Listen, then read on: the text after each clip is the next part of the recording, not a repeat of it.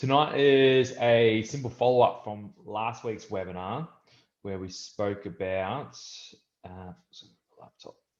So where we spoke about the different training models that are out there. And now we're going to talk a little on a bit of a deeper level in terms of why people fail to get results. Cool. So just a background of why people fail to get results. So the reality as humans is we tend to cherry pick information that's in the media, that's online, from opinions of certain people as well. We tend to be biased towards opinions, and sometimes the opinion that we pick is beneficial to a point, then it actually becomes almost not detrimental, but it's almost like it's pointless even implementing what they've said or discussed. I think the other issue is we also compare ourselves to others quite a lot, and we feel like we should be more like this person, so we try and emulate them, which is healthy to a point. If we become consumed by them, then that's when we actually strike problems with someone's psychology, when they start to compare themselves to others, where they might be a certain size and they don't meet that certain size. Especially for young girls, I think body image and body dysmorphia is really a big issue. It's been a big issue for the last 5 to 10 years, but it really doesn't get the airtime to talk about it. How the girls, even guys as well, compare themselves to others of who they want to be, but they don't realize they've got to compare themselves to themselves at the end of the day. So we're going to go through, I think I've got about 6 for tonight. So in terms of why people fail. So usually, most times goals are vague or unrealistic. So clear definitions are really required for this. We want to know what specifically don't they like? How does this specifically impact them? How does it what will enable them to do, and what will it mean to them to achieve it, right? We need some feeling, we need some oomph behind it, rather than just being something that we say. There needs to be some sort of feeling behind it. When they say this goal, it brings up some sort of emotional pain, or brings up some emotional drive for them. It's like, fuck, I really want to get there. I really want to achieve this, or I want to.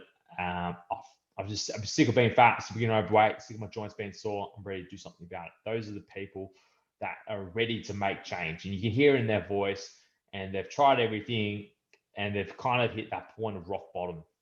Monitoring progress. I think this is a critical component, especially for those who are really new to the strength training world, or those who are new in terms of just general health and fitness.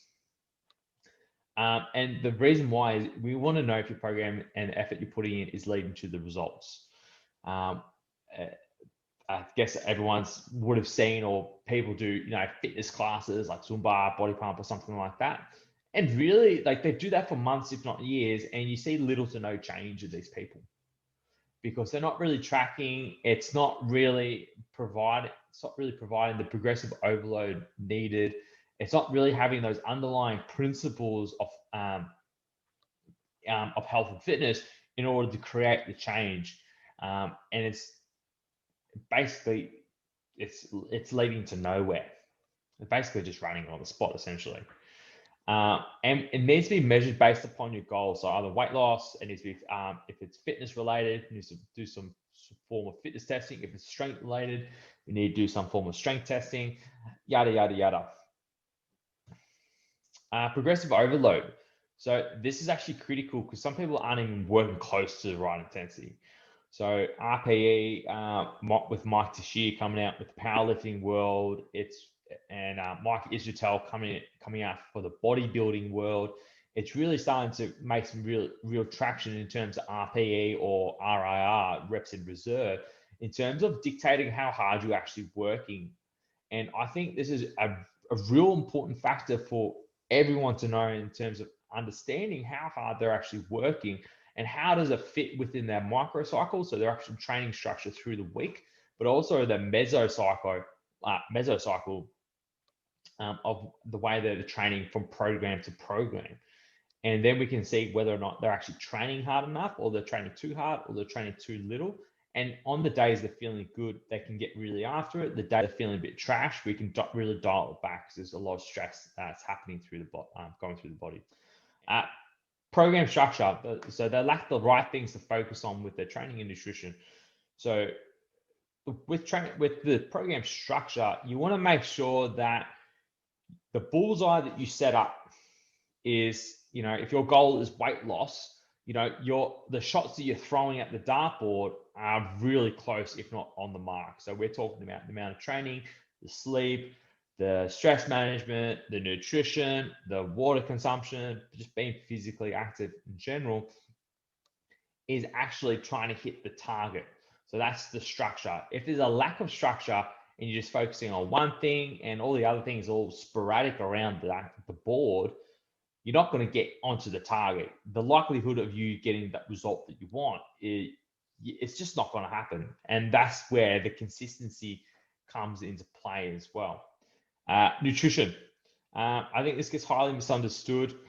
There's keto, there's carb backloading, there's the Mediterranean diet, there's the carnivore diet, there's veganism, vegetarian.